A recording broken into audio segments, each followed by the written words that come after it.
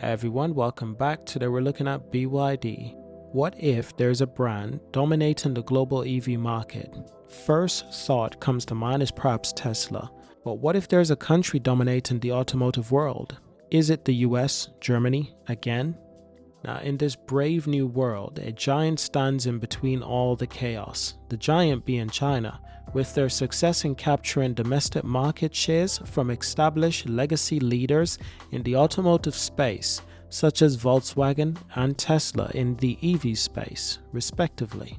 Now, amongst these domestic champions, BYD emerges as the top brand within China, selling more vehicles than Tesla in the fourth quarter of 2023 and becoming the world's largest EV company. How is China able to dominate the EV space? What is the size of the Chinese electric vehicle market currently? BYD stands for Build Your Dream, which is perfect wording to describe the Chinese vision for the future of automobiles.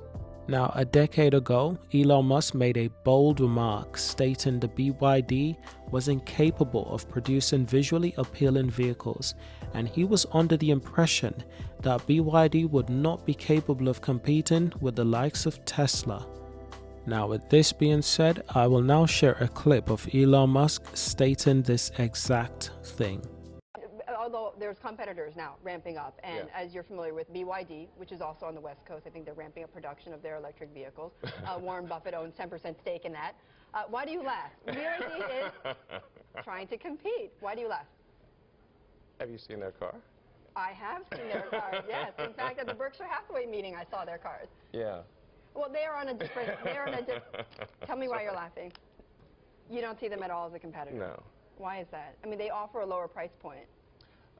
I don't think they have a great product. I don't think it's particularly attractive. The technology is not very strong. And BYD as a company has pretty severe problems in their home turf in China. Right. So I think their focus is, and rightly should be, on making sure they don't die in China. Okay. At the present moment, BYD has proven Tesla CEO wrong in perhaps the most embarrassing way possible by simply being better than Tesla in all remarks. Now, it is clear that Chinese consumers have embraced electric vehicles, with a significant 25% of new passenger cars being sold EVs in 2022 and rising to 37% by September. The Chinese global market share is expected to nearly double to 33% by 2023, while the traditional car makers that we're used to seeing, they will see a decline of 58% from their current share of market of 81% in 2023. Additionally, BYD holds a competitive advantage with a cost saving of 25% over North America and European brands as estimated in 2023. Tesla dominated the market with up-and-coming electric brands. Most of you have known Tesla to be the dominant force in the EV market, and upcoming brands such as Lucid struggle to gain any momentum. Brands such as Rivian seeing great demand, with the faltering factor being insufficient manufacturing infrastructure.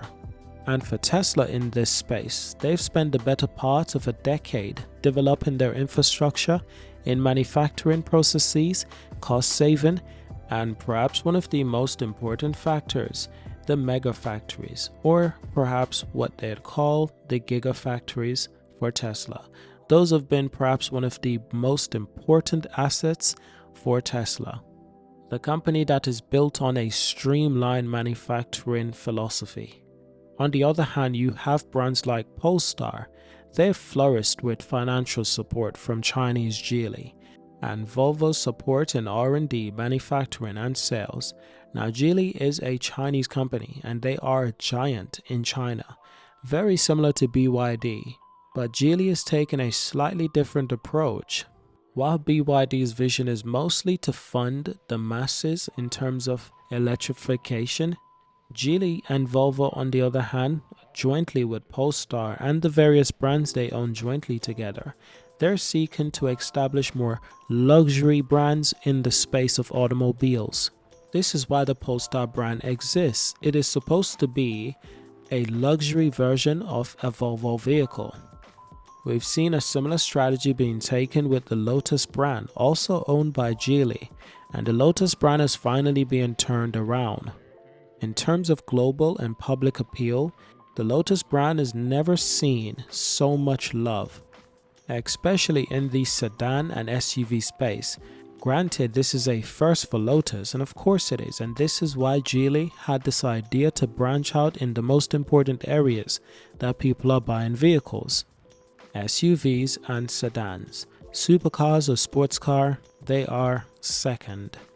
For brands who do exceptionally well in that area, such as the Ferraris out there, such as the Porsches out there, they've spent decades building what is known to be some of the most greatest automobile brands on the face of the earth. That sort of things doesn't happen overnight. Now, brands such as Arrival and Canoo seems destined to fail on the other hand. Now, this is where it gets even more interesting, because there was a time when EV companies were having cash thrown at them involuntarily. With the current state of affairs, EV brands are actually struggling to attract investors, to attract the right investors for the right price and for the right agreement. Investors are seeing an easier way out. Why not just invest in a company that's already doing better, that's already dominating the EV space, such as Tesla, such as BYD? Oh, but if you don't like those, you've got Mercedes, you've got BMW. They're currently in the transition period of introducing multiple electric vehicles to the market. So investors are often faced with this choice, with this dilemma. And this is where it gets interesting for BYD. In late 2023, BYD came out of nowhere to surpass Tesla as the top contender. BYD proudly claims to be the biggest car brand that you may have not heard of before. And this is very much the truth. BYD makes a lot of vehicles, some of which you've probably never realized. They've made trucks, buses, minivans. They make just about anything. And it's really compelling to see them now competing in the luxury sedan space, an area in which they were heavily underestimated. But this has always been something that the Chinese economy has been incredibly good at doing. And that's being extremely competitive in the space that they've chosen to be, and often surpassing you with little to no effort compared to your own sacrifices. And in that, I'm speaking of Tesla. BYD electric vehicle sales have made impressive progress worldwide, especially in Israel, Thailand, where they dominate the EV market. And let's not forget the most important to them, China. Now, the great news for BYD is that they are expanding quite rapidly. They're already manufacturing in the US, and most people are not aware of this. But in addition to all of this, BYD fully intend to launch into Mexico, Brazil, and other parts of Latin America, or should I say South America, as well as the Middle East.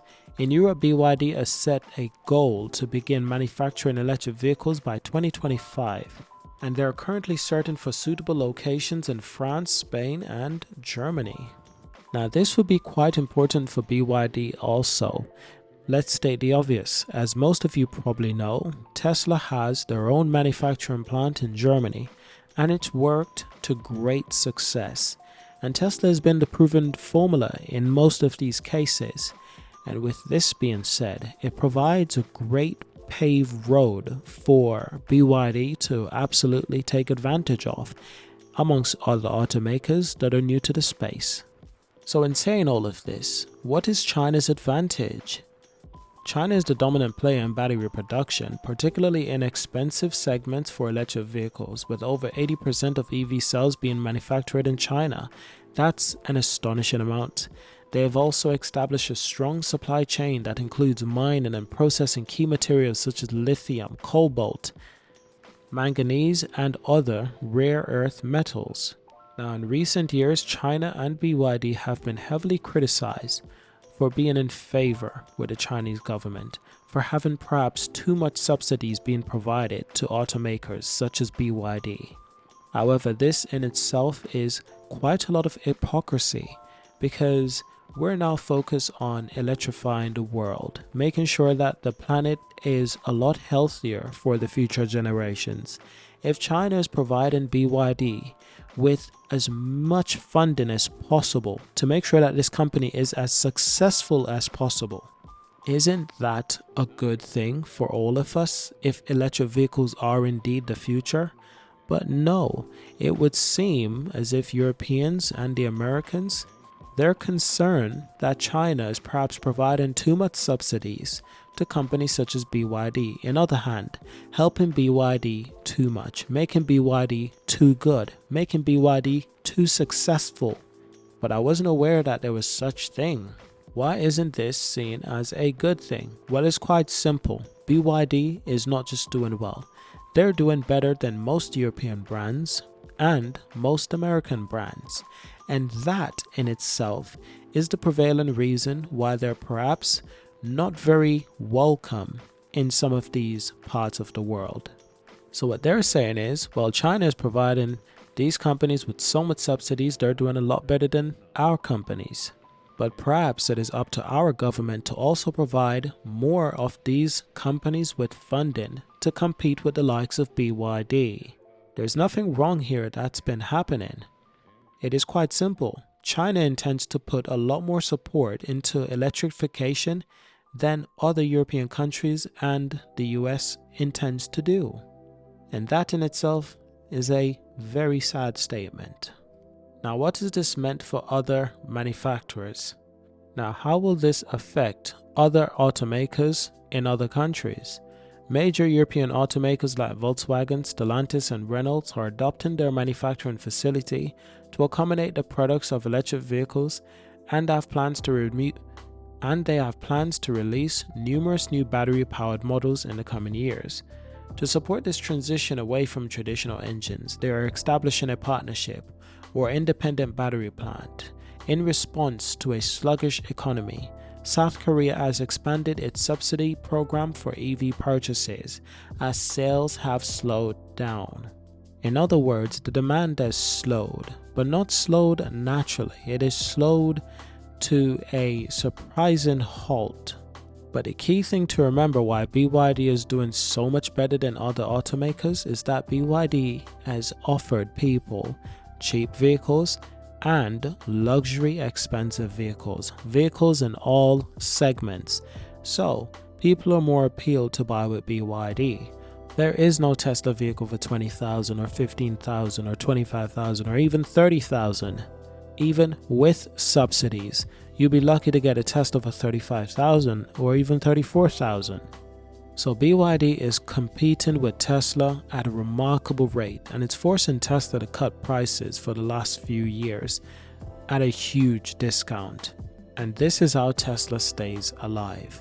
Now, when something like this happens, it happens to other automakers like Mercedes, BMW, Volkswagen, Audi, Polestar, Lucid, Rivian. They're all affected by this price war. And when this happens, their country tends to be quite unhappy if their vehicles are not selling as well as a Chinese brand, which is a country they're not overly fond of anyway. So this creates a lot of distaste. But I'm afraid, whilst it stands that BYD is doing nothing wrong or nothing illegal, there is very little that can stand in the way of this electric vehicle giant. The only thing that's left to do is for other competing brands to make a demand to their government in their country for them to receive the same, if not more, support just as BYD has from the Chinese company and governments. Now that is it for today's video. Subscribe to see more, leave a like, leave a comment. Please subscribe to our newsletter. There's a link in the description. Thank you for watching, and I'll see you in the next video.